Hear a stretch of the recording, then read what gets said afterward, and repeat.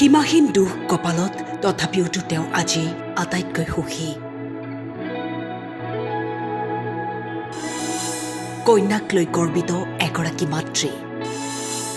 বিজ্ঞান শাখাত কন্যাৰ চমকপ্ৰদ ফলাফল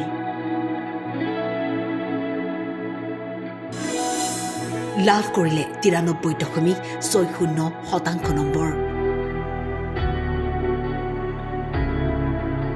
নগৰপেৰাৰ পথালিপাৰা গাঁৱৰ এইগৰাকী যুগস্মিতা কলিতা 4 বছৰ পূৰ্বে হেৰুৱাইছিল পিতৃক দুখীয়া পৰিয়ালটোৱে কোনোমতে পেটে ভাতে খাই জীয়াই আছে মাতৃ এখন ব্যক্তিগত শিক্ষানুষ্ঠানৰ সহায়িকা এনেকৈ তিনিজনীয়া পৰিয়ালটো চলাই নিছে তেওঁ কিন্তু কন্যাই মাতৃৰ আশা মৰহি যাবলৈ দিয়া নাই অভাৱে কুঙা কৰা পৰিয়ালটোত যুগস্মিতা উজ্বলিছে জয়ে পুৰা সোণ হয় তাই 93.6 সায়েন্স স্ট্ৰীমত কি নাম তাইৰ নাম যুগস্মিতা কলিতা তাইৰ দেউতা প্ৰয়াত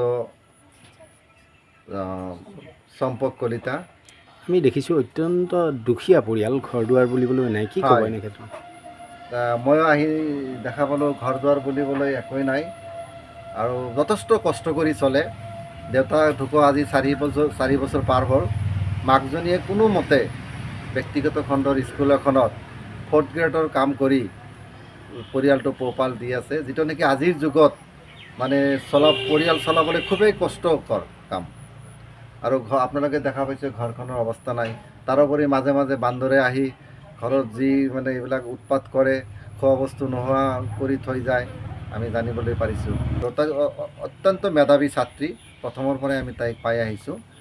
গতিকে আমি এতিয়া চিন্তা কৰি আছোঁ তাইৰ যিটো সপোন তাই চিকিৎসক হ'ব বুলি কৈছে গতিকে তাইৰ সপোনটো আমি কেনেকৈ বাস্তৱত পৰিণত কৰিব পাৰোঁ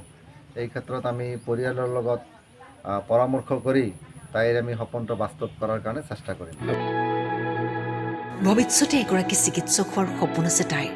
আৰ্থিকভাৱে দুৰ্বল পৰিয়ালটোৱে এই সপোন পূৰাব কেনেকৈ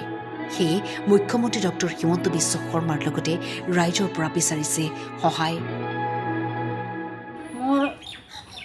ভাষা দি বুজাবই নোৱাৰোঁ মই কেনেকুৱা লাগিছে একদম মানে বহুতে ভাল লাগিছে কিমান পাৰ্চেণ্ট পাইছে গম পাইছেনে হয় 93.6 অসুবিধা হ'ব ছাৰ কিন্তু মই অসমবাসী ৰাইজক আৰু ডক্টৰ হিমন্ত বিশ্ব শৰ্মা ডাঙৰীয়াক মই অনুৰোধ কৰি জনাইছোঁ যে মোৰ এই ছোৱালীজনী পঢ়োৱাৰ কাৰণে যেন কিবা এটা সাহায্য অনুদান দিয়ে তাৰ কাৰণে মই অনুৰোধ কৰিছোঁ নগৰবেৰাৰ পৰা জাকিৰ হুছেইন মণ্ডলৰ ৰিপৰ্ট টাইম 8